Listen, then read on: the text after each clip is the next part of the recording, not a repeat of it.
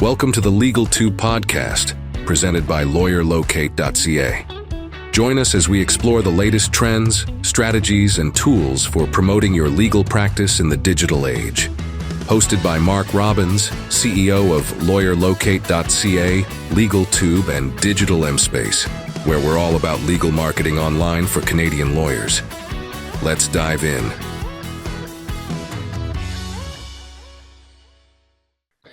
Hi, everybody. Welcome to the LegalTube podcast. We're so pleased to have you here watching and listening on whatever platforms you're using. Today, I have a special guest from Texas, I believe, and I'll be corrected if I'm wrong. Virginia is the founder of Podcast Abundance, a premium podcast production agency that helps busy business owners turn their podcasts into a powerful marketing tool. So without further ado, welcome to the show, Virginia. Thank you for having me, Mark. I'm excited to talk about podcasting today. Terrific. So tell us a little bit about yourself, your background, and what brings you here today. Yeah. Thank you. So I have an accounting background, and I'm starting with this because a lot of people go, okay, like, how did you even get into podcasting? Like, how does this become your career? And through that accounting background, and at the same time while I was working corporate, we were personally going through our own financial journey with our personal finances, right? So I turned to podcasts to help me get a little bit of like financial literacy going, to help me learn how to start investing. And really through that, I just fell in love with this podcasting space. I started to, and I knew it wasn't true, but I felt this connection with my favorite hosts. And I felt like they were guiding me. They were my friend. You know, they answered questions that were in my head that I didn't get a chance to ask them. They just suddenly somehow knew what was on my mind. And through that experience, it really kind of taught me the power of podcasting. And lo and behold, soon after, I decided that I wanted to help other moms with their personal finances and kind of navigate the same thing that I had struggled with. I started my own show at that time. This is 2019. And within a year, I had people come to me asking how I launched my own show and if I would launch their show, which was not part of the plan. But, the universe has special ways of pushing us in the direction that we're supposed to go. So that is how I got here. And now I've been doing this for 6 years, and we primarily serve financial professionals because, as you can tell, that's my favorite sweet spot. But I have learned that a lot of the advice that we share for financial professionals also translates well for legal professionals and medical professionals as well. In general, and maybe you won't like this, but it's kind of the suit professions, right? You've all gone to school, had very specific education for your profession, and there's a little bit of like a stiffness from the general public's perspective toward a lot of these professions, and there's some fear there. And I really feel that podcasting can help break down that fear and allow these people, like I felt connected to the people I was listening to, and just really create trust and connection and a pathway for people to reach out. Right. And you make some good points. I get the suit thing. And as my followers that watch my podcast, not just listen to it, know that I don't wear a suit normally, but I do it for the show. And it's funny because as a producer of other podcasts, we have a number of legal podcasts that we produce. I'm constantly reinventing their hosts, those lawyers, get the suit off. It's not going to work for you. That's not what the purpose of a podcast is. Purpose of a podcast for a professional, in this case, a legal professional in Canada, is to give a vehicle for the public to get to know you, not just as a lawyer, but who are you? What are your likes? What do you like to do? And when I do the shows, I deliberately refuse to script them. And there's Mhm. been several of our clients that initially are very nervous about, like, oh, no, no, no, no. I said, no, you're not having a script. This isn't CBC News at 6. That's not what the public wants to see. On the YouTube side of podcasting, people want to see mistakes. That's what they live for on YouTube. Is if I can see a celebrity flub a line or flub an answer or stumble, oh well, he's human. Hey, he's just like me. I would screw that up. So from my side of the camera, and when I'm on the other side, I'm trying to enhance it by making it conversational, making it more personal, less professional. Doesn't mean you can't get your facts across. You can discuss serious legal issues in a manner that makes it like a fireside chat. Yes. I love that perspective. Absolutely. And that's what potential clients want to hear as well. They want to know that you're a parent, you're at soccer games, you're a grandparent, kind of just some personal things around like how you're planning Thanksgiving. And it seems completely unrelated. And like, why would you share that on your professional show that supports your business? But people do business with people, and they're looking for that human behind the business. And that's who they really want to connect with. And that's the power of podcasting right there. Yeah, and again, you bring up another point or side point to that. I've been confronted several times over the years by lawyers and saying just the same type of thing. Well, why would I want to put my social and personal life out there? And I said, okay, then what? Tell me why you put mini bios and pictures of every staff member in your firm. Well, what's Mhm. that supposed to be doing for you? Well, it lets people know. Yeah, it lets people know that you're human, that Yeah. you're not just a lawyer and that's all you know is a courtroom and doing legal stuff. And that's same thing translates into podcasting, whether it be video, audio, or both. And I think we both agree, Virginia, that today podcasting is both platforms. It used to be exclusively audio, but video has certainly made its mark as just as huge as the audio side of podcasting. So Absolutely. I take it that you're advising, you're helping to guide your clients in different, your vertical market might be somewhat different. I would call it the service industry. It's professional industries. They're all very similar. Yeah. We were talking about some issues out here in Canada and in Alberta, particularly where I am, about different implications of the tariffs and how that's impacting on us. And the point I'm trying to make, not to get into politics, is that, it's easier for people that are selling widgets, Mhm. a physical item, to get to ROI, figure out what their tariff impact is going to be. Service-based industries, to get to your ROI is very challenging because Absolutely. if we look at social, we look at podcasting. If you're advising a client, you need to explore this as, I'm sure you get it like I do. Oh, well, what's your ROI? Hmm. I Hmm. was on Legal Late Night with Jared Correa 2 nights ago. I guess the layer probably another month. And that came up with another lawyer. I'm not a lawyer. And I said the same thing. I said, as a marketer, as a legal marketer, when I'm asked for ROI, I say, I'm not going to give you an ROI. It's absolutely the most bogus acronym in our industry when it deals with services. I Hmm. can do it if I'm helping you to market your widget. Oh, I can, no problem.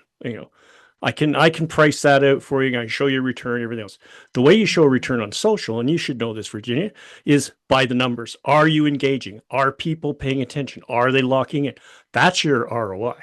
Yeah. But most lawyers, and I'm sure a lot of the professionals, I'm sure the accounting professionals must pull their hair out if you even come close to approaching it the way I do. Yeah, absolutely. So I talk a lot about identifying the metrics that are important to you and understanding why they're important to you. Okay.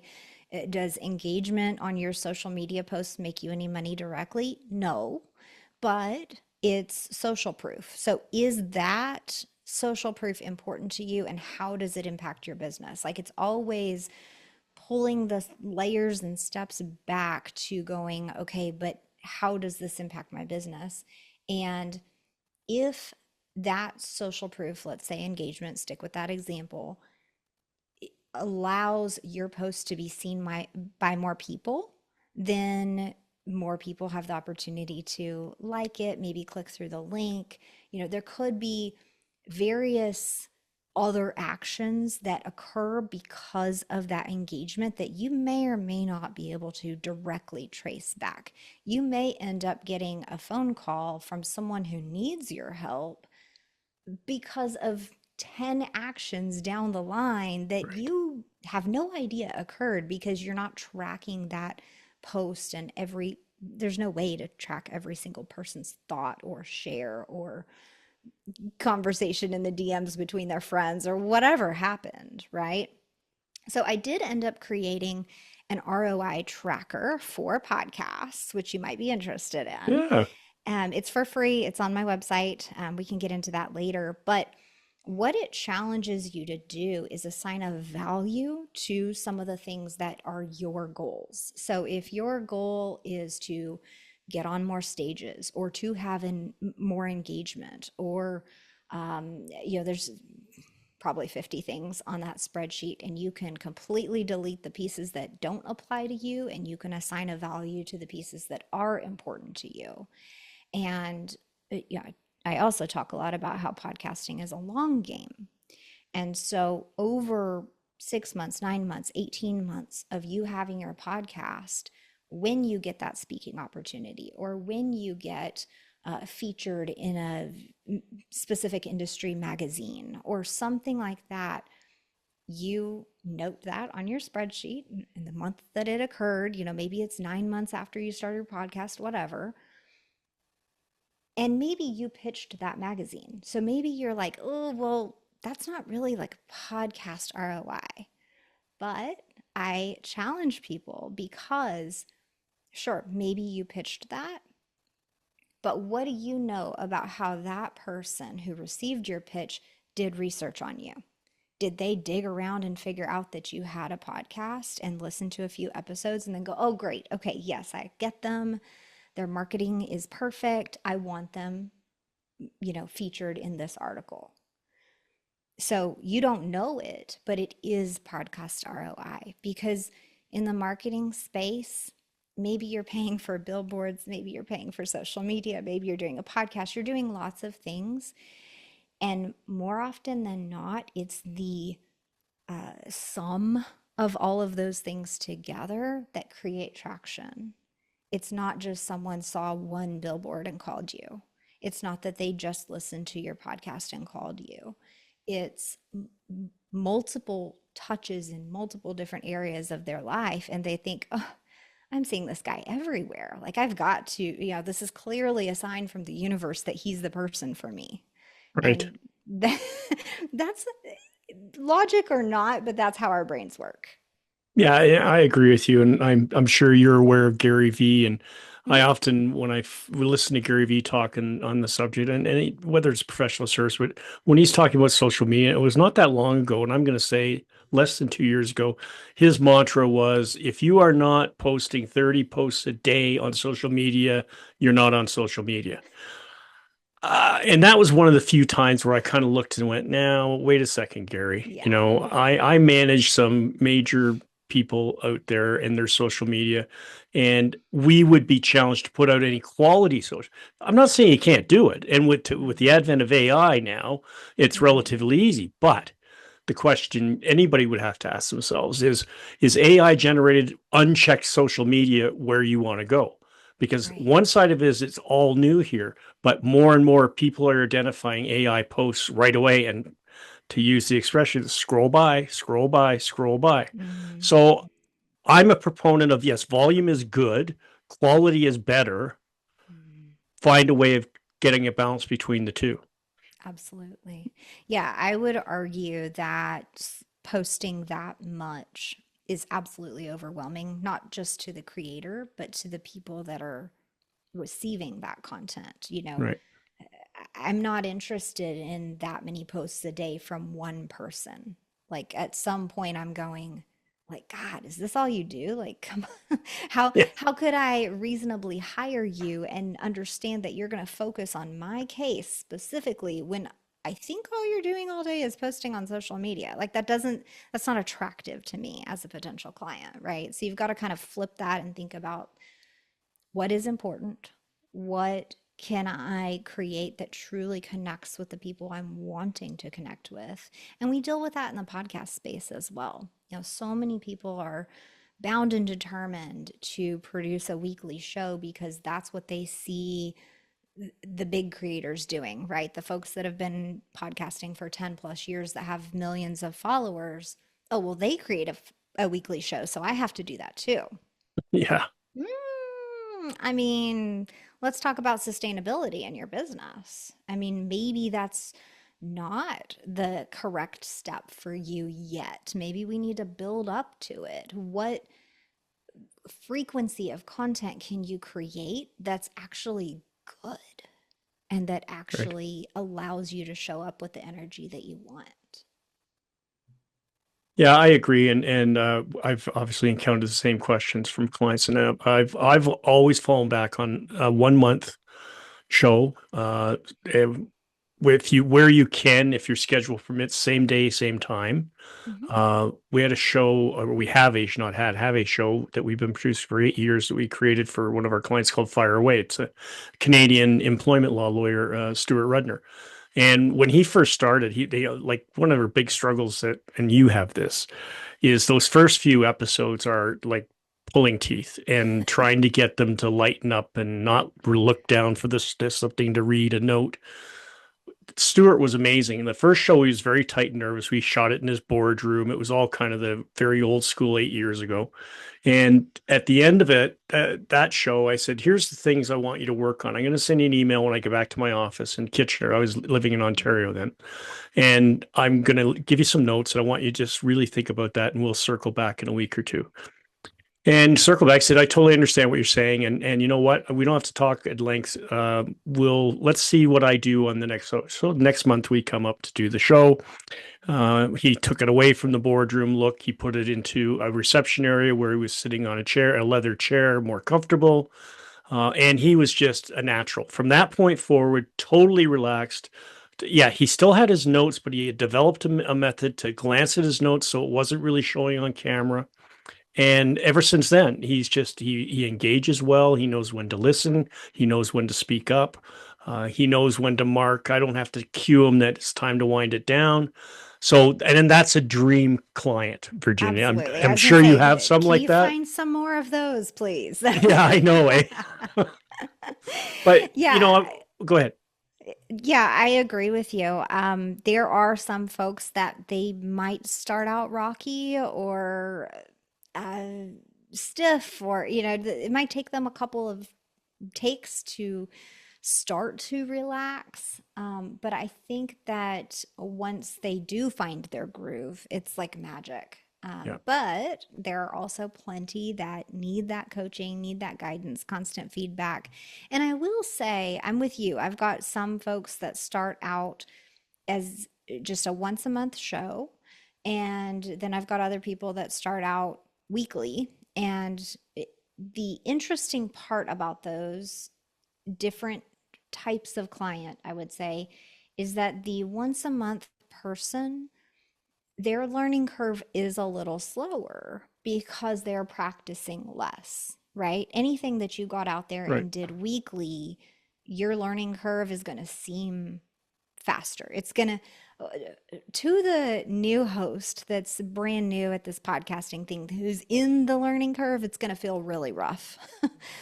But from the outside, like producer perspective, I see them grow faster just because of the reps that they're putting in. Right. But on the flip side, the positive for the person who's producing once a month, there's lots of time in between those shows, those episodes. And so they can do a lot of reflecting about, where they were, what chair they were sitting in. Was I comfortable? How did I move? And they can really take a lot of coaching and do plenty of feedback and practice in between takes. So there's a big opportunity to grow quickly there as well if you're willing to do the homework. Yeah, and I think the other thing for me, I tend to be a little bit different in that I do push for monthlies.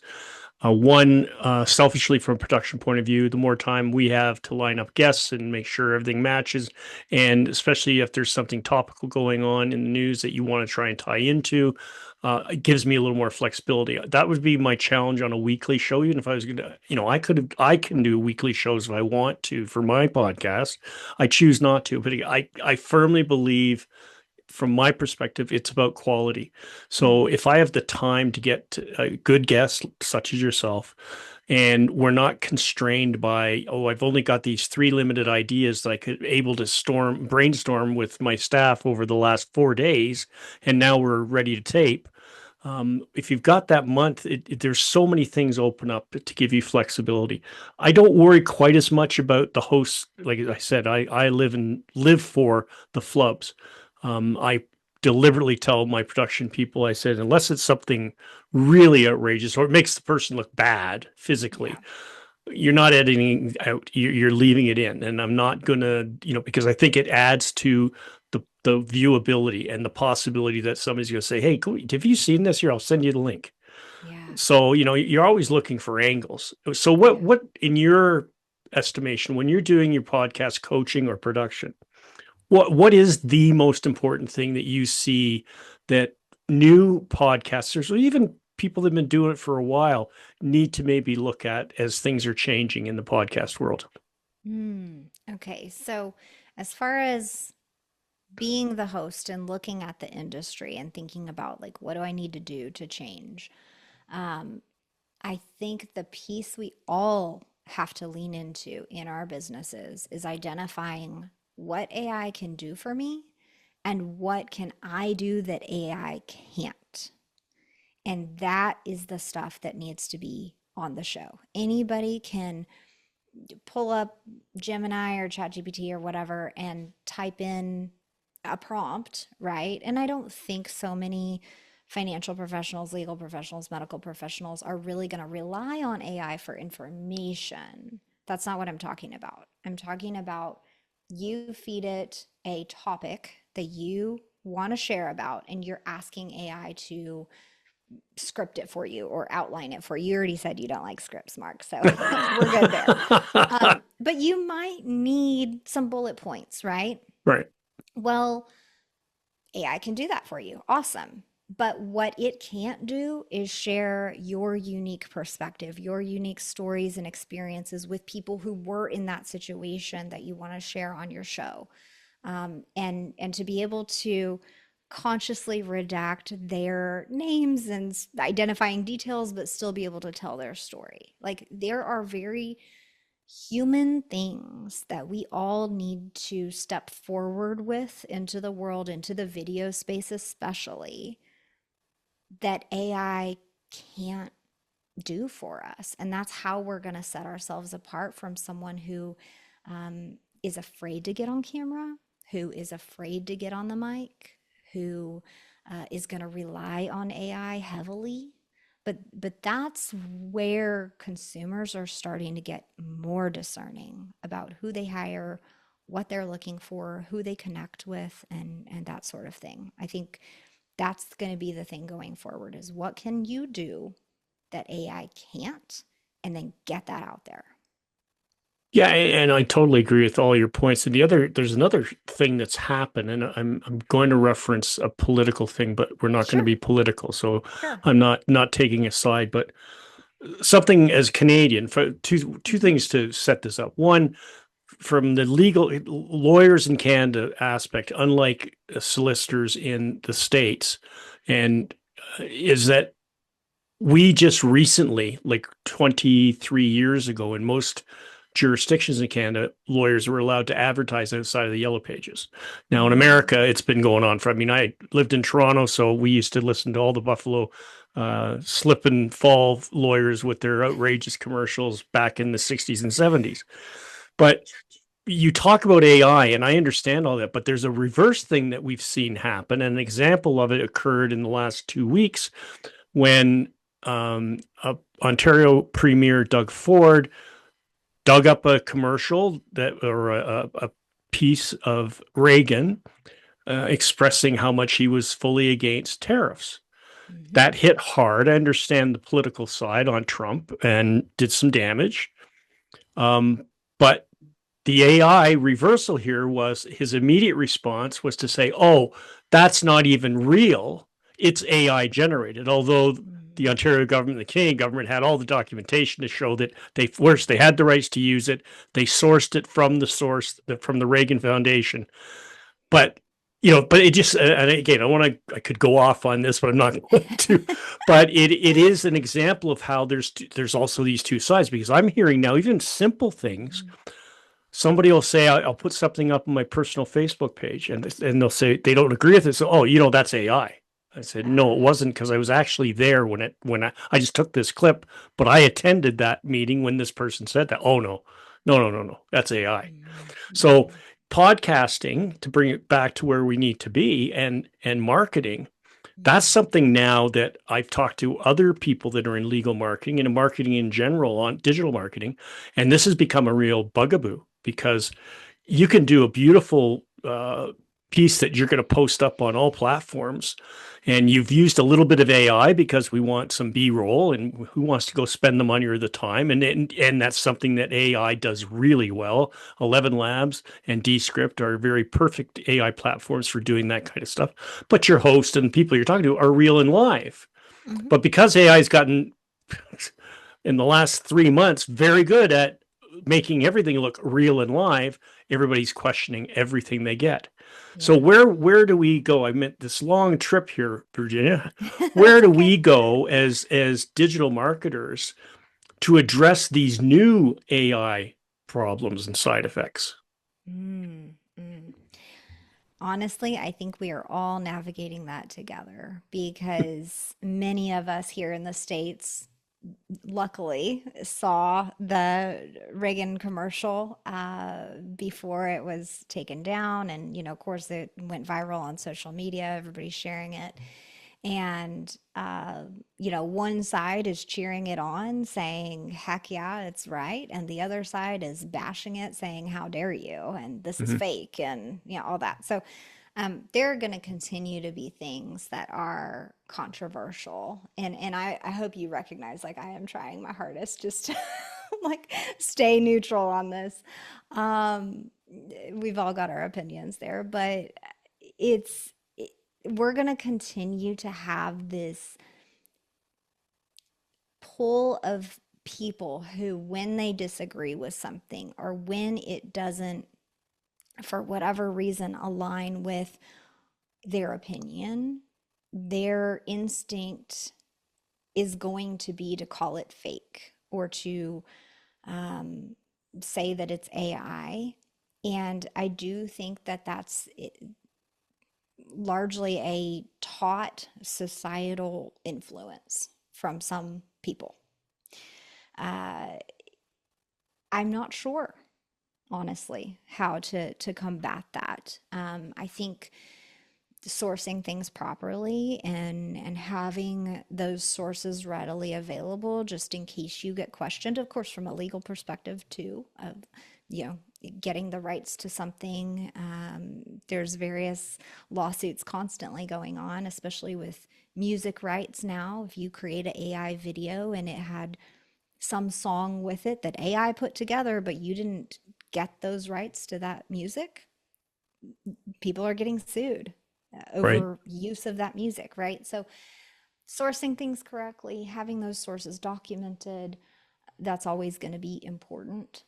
Um, and checking, you're doing your own research, right? Checking what might be the implications of using this clip or sharing this information. You could even probably ask ChatGPT to play devil's advocate and say, like, what could be the negative thing of sharing this clip, right? Um, yeah, I think we're all navigating that together right now. Okay, fair. That's a good answer, and it's challenging. With marketing in general and North America globally, it's all basically the same. We're all doing similar things. We have some more restrictions than maybe you do in the States. Maybe we have less, or even less restrictions than they do in the UK or in Europe. And so as a marketer, we're navigating those waters all the time. Mm. So it's like when I look at like Lawyer Locate, which is the company that owns that we're part of, Mhm. and that's an online legal referral service that's been in Canada for over 23 years. It was created by a woman, Natalie Waddell, because she did an old school way of, hey, I see a niche here. I see, people couldn't get legal referrals. There was no such thing really going on in Canada. You could go to the local law societies and you could get a referral to a kid that just got out of law school. And so she thought that was, I remember the first article that was ever written about her in Law Times in Ontario asked her, what did she see? She said, well, I liken this to a dating service for lawyers and clients because I'm matching the right lawyer to the right client. Right. Yeah. And so when she started, and I was part of that, when we started that, there was none of this. There was the social media just didn't exist. Yeah. Right. So we were doing old school telemarketing. You did, email campaigns. You did drops to different courthouses to build the business. And now it's like it's gone 180 degrees differently. And, we use 90% of our sales promotion marketing is social media. Hmm. There's very little real advertising anymore because we no longer have printed newspapers.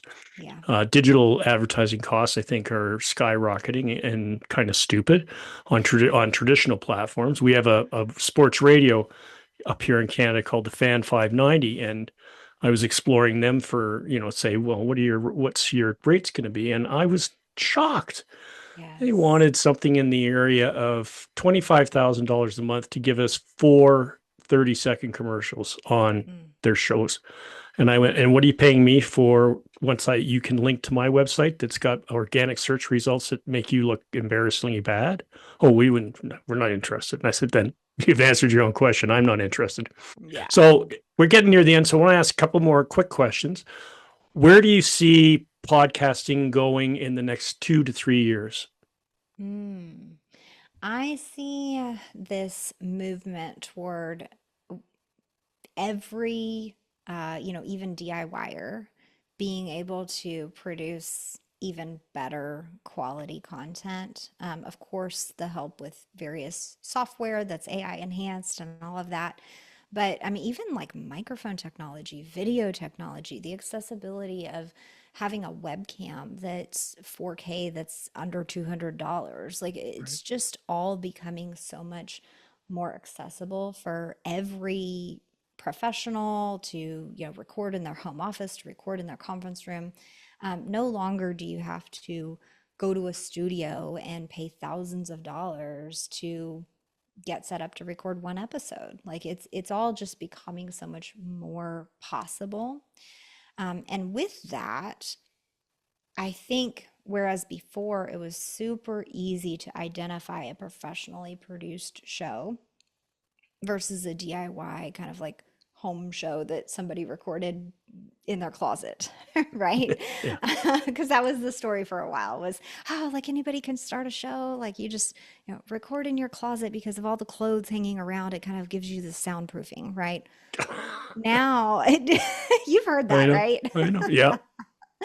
And nowadays, like I said, microphone technology, AI technology with the edits in any very affordable program can pull out the room noise, the reverb, all these things. So, not no longer do you have to be some near celebrity to produce a high quality show. So it's gonna, on one hand, flood the market with the podcast market, right? The podcast space with more professionals like us doing the thing from a comfortable space and still getting to sound professional.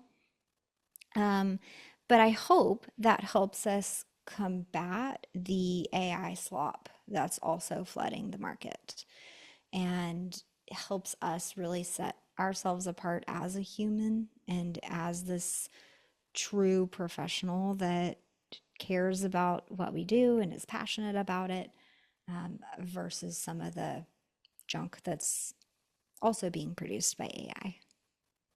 That's great. And this has gone by really fast. And Virginia, I got to tell you, I've really enjoyed this, and we're going to circle back and see you again for sure. But before I close out the show, my last question, and I do this all the time, is what are your 3 top tips in your podcasting marketing and digital marketing in general that you'd like to share with my audience? Yeah, thank you. Top tip would be to batch your creativity. When you are inspired and excited, you have an amazing idea, go ahead and, if you're a lady, fix your hair and makeup, get on the camera, do the thing, do all the recording at least, so that you can really capture that excitement and high energy during that time. And if it takes you a month to actually get it out and get it posted, edited, that's fine, but really do what you can to batch your creative piece of your marketing, or of your business, right? Even if you're creating a program or whatever it is you're doing. The second thing would be when you're posting on social media about your podcast, don't let the post just be, hey, new episode's out. It's live today. Go watch it, right? Like that does not capture people's attention. No matter if you've got a single graphic or a reel or whatever flashy thing is your visual, make sure that the post is actually offering value and giving some folks something they can really take away and think about. We are not going to engage with a post that just tells me you have a new episode up. I want to know what I'm going to get by listening to that episode and what kind of value or mindset shift or whatever it is that I'm going to get. And that will make me engage. The third thing would be to really identify why you're podcasting, for example. Who are you truly trying to attract? And I'm a big fan of niching down. So truly identifying who that perfect, best possible client, like we were talking about earlier, those amazing clients that Right. record wonderfully after just a couple of takes. How can you attract them? What are the words that you need to use to draw those specific people in? Maybe they're quick learners, maybe they're high achievers, like whatever the phrasing is, come up with language and phrases and specific pieces that will attract those exact people into your business. Terrific. That's really good advice. I Thank really you. appreciate it. Virginia, thank you so much again. Virginia Elder, folks, and how can we find you online? Yeah, I'm at podcastabundance.com. And that ROI tracker is also at that website, podcastabundance.com/ROI-tracker, if they want that freebie. Perfect. And everybody, all that information will be on the post for the site in the information section, and where I have to, I'll put it in the comment section. That's all the time we have for today for the LegalTube podcast, and we've been honored to have Virginia Elder as our guest, and someone that shared a lot of wisdom that I would suggest you all take down and grab the scripts if you need to the transcripts to get all that information. As always, please like and share and subscribe to our podcast and all of our platforms so that you can stay informed as to when our next show will be. Until then, it's been my pleasure to present to you guys. I hope you all have a great day, and we will see you all soon. Thanks for joining us for this episode of the LegalTube podcast. Ready to take your legal marketing to the next level? Our show delivers expert insights and practical advice to help you succeed in today's competitive legal landscape. Whether you're a seasoned pro or just starting out, this podcast is for you. For more information, check out LegalTube.ca. And if you have any questions, get in touch with us. Thanks for listening.